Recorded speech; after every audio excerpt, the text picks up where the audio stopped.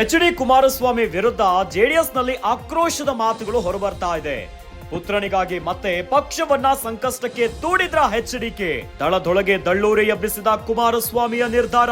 JDS ಶಾಸಕಾಂಗ ಪಕ್ಷದ ನಾಯಕ ಆಯ್ಕೆ ಈಗ ಬೆಂಕಿ ಬಿರುಗಾಳಿ ಎದ್ದಿದೆ. ಕುಮಾರಸ್ವಾಮಿ ವಿರುದ್ಧ ಬುಸುಗುಟ್ಟಿದ ಜಿಟಿ ದೇವೇಗೌಡ. ಜೆಡಿಎಲ್ಪಿ ನಾಯಕ ಸ್ಥಾನದ ನಿರೀಕ್ಷೆಯಲ್ಲಿದ್ರು ಜಿಟಿ ದೇವೇಗೌಡ. ಆದ್ರೆ ದಿಢೀರ್ ಅಂತ ಸುರೇಶ್ ಬಾಬು ಅವರ ಹೆಸರನ್ನ ಘೋಷಿಸಿದ್ರು ಎಚ್.ಡಿ.ಕೆ. ಹಿಂದುಳಿದ ವರ್ಗದ ನಾಯಕನಿಗೆ ಪಟ್ಟ ಕಟ್ಟಿದ್ದಾರೆ ಎಚ್.ಡಿ. ಕುಮಾರಸ್ವಾಮಿ.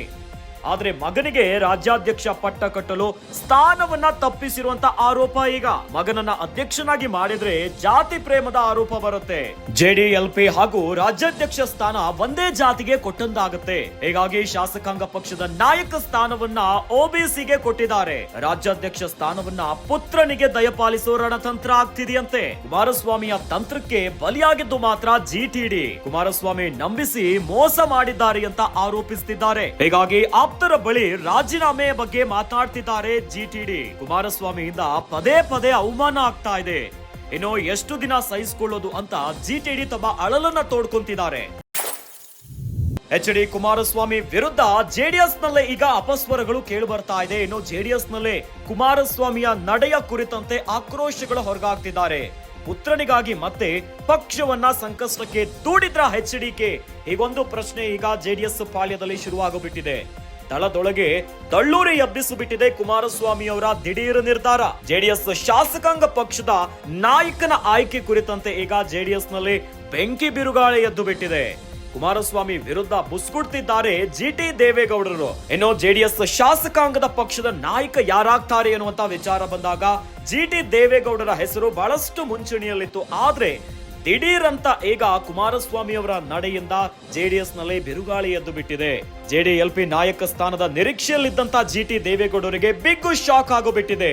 ಆದ್ರೆ ದಿಢೀರ್ ಅಂತ ಸುರೇಶ್ ಬಾಬುವನ್ನ ಮುಂದಿನ ನಾಯಕನಾಗಿ ಘೋಷಿಸಿಬಿಟ್ಟಿದ್ದಾರೆ ಎಚ್.ಡಿ.ಕೆ. ಇನ್ನು ಹಿಂದುಳಿದ ವರ್ಗದ ನಾಯಕನಿಗೆ ಪಟ್ಟ ಕಟ್ಟು ಬಿಟ್ಟಿದ್ದಾರೆ ಎಚ್.ಡಿ.ಕೆ. ಅಂತ ಆಕ್ರೋಶ ಬರ್ತಾ ಇದೆ.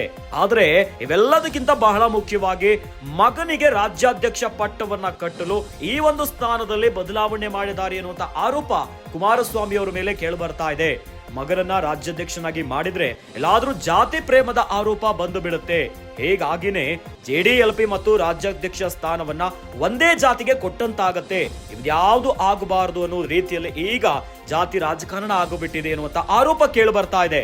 ಹೀಗಾಗಿ ಶಾಸಕಾಂಗ ಪಕ್ಷದ ನಾಯಕನ ಈ ಒಂದು ಸ್ಥಾನವನ್ನ ಒಬಿಸಿಗೆ ಕೊಟ್ಟು ಬಿಟ್ಟಿದ್ದಾರೆ. ರಾಜ್ಯಾಧ್ಯಕ್ಷ ಸ್ಥಾನವನ್ನ ಪುತ್ರನಿಗೆ ದಯಪಾಲಿಸುವಂತ ರಣತಂತ್ರ ಆಗ್ತಾ ಇದೆ ಎನ್ನುವಂತ ಆಕ್ರೋಶ. ಏನೋ ಕುಮಾರಸ್ವಾಮಿ ತಂತ್ರಕ್ಕೆ ಬಲಿಯಾಗಿದ್ದು ಮಾತ್ರ ಜಿಟಿಡಿ. ಕುಮಾರಸ್ವಾಮಿ ನಂಬಿಸಿ ಮೋಸ ಮಾಡಿದ್ದಾರೆ ಎನ್ನುವಂತ ಆರೋಪ ಮಾಡ್ತಿದ್ದಾರೆ. ಹೀಗಾಗಿ ಆಪ್ತರ ಬಳಿ ಜಿಟಿಡಿ ರಾಜೀನಾಮೆಯ ಕುರಿತಂತೆ ಮಾತನಾಡಿಬಿಟ್ಟಿದ್ದಾರಂತೆ. ಕುಮಾರಸ್ವಾಮಿಯಿಂದ ಪದೇ ಪದೇ ಅವಮಾನ ಆಗ್ತಾ ಇದೆ. ಏನೋ ಎಷ್ಟು ದಿನ ಸಹಿಸಿಕೊಳ್ಳೋದು ಅಂತ ಜಿಟಿಡಿ ತಮ್ಮ ಆಪ್ತರ ಬಳಿ ಅಳಲನ್ನ ತೋಡ್ಕೊಂಡ್ಬಿಟ್ಟಿದ್ದಾರೆ.